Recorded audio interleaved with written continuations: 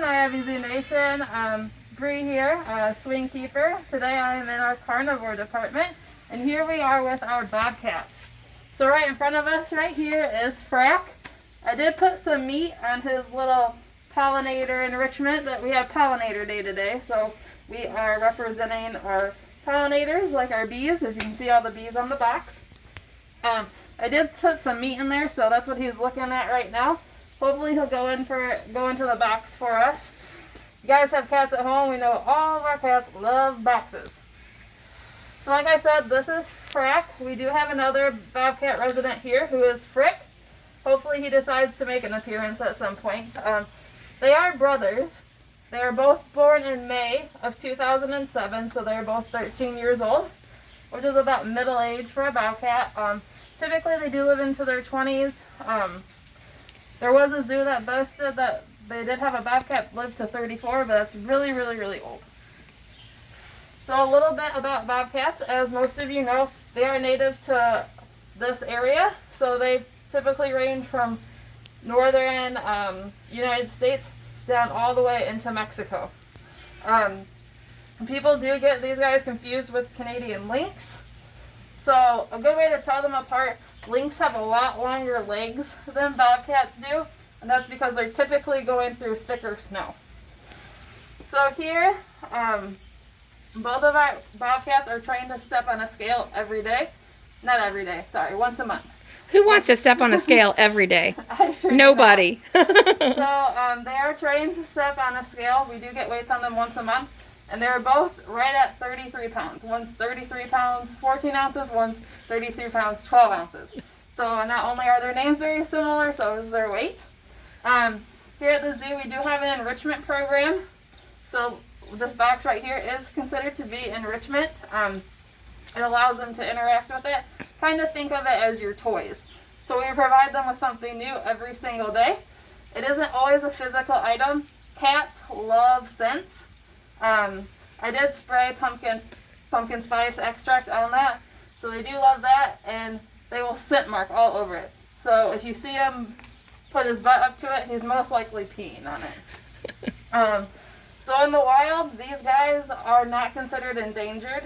They are least concern, which means we're not really worried about the population right now.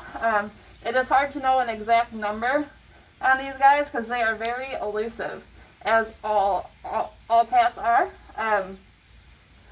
So, it looks like he's going back in the box. In the wild, these guys are solitary. So they live by themselves. The only time they come together is for breeding or if mom's taking care of cubs.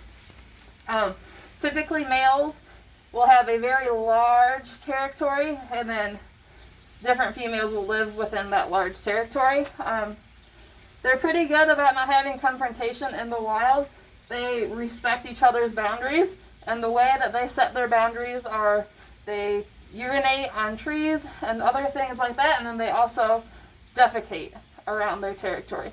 So another bobcat that comes into the territory knows that a bobcat has already established the area and moves on typically and finds another territory to take over. Do you think they also do the bark scratchings on the trees and things like some other cats do? Yep, that's a very good point. You will see them rub their bodies up against trees, branches. Sometimes we call it perching here. Yeah, they do that as to establish territory as well. I was hoping Fric was going to come out. I don't think that he is. So thanks for tuning in with us today. We are finally open. Woohoo! We had guests here today already. Just remember, you do have to reserve a time, and you do have to pay online. We will not take any cash or card when you get here. You have to buy your tickets online, and then bring the confirmation that you did buy a ticket with you.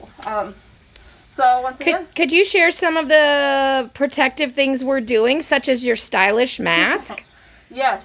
So we require that we do have different areas in the zoo that we require a mask, but we do strongly encourage that you do wear a mask everywhere to not only protect our animals, to protect your neighbors, your fellow humans. And then we see you are standing on a paw print here for social distancing. Yes. our curator of education painted these lovely paw They're prints. beautiful. And they are 6 feet apart. So if you were to come and view the bobcats, and there's other people up here, we do encourage you to just keep your 6 foot distance. These are measured 6 feet apart. So if you could just keep your distance. He had the from one tape another. measure out here too. I saw him. He did. So it is exactly 6 feet apart. So we just encourage you to abide by that. All right. Thank you so much, Bri. We appreciate you and this handsome cat here. I think he is the benefactor of all the meat that you put out. So brother will not be sharing in that fun meat snack this morning. So thank you so much. Thanks, guys. Hope to see you soon.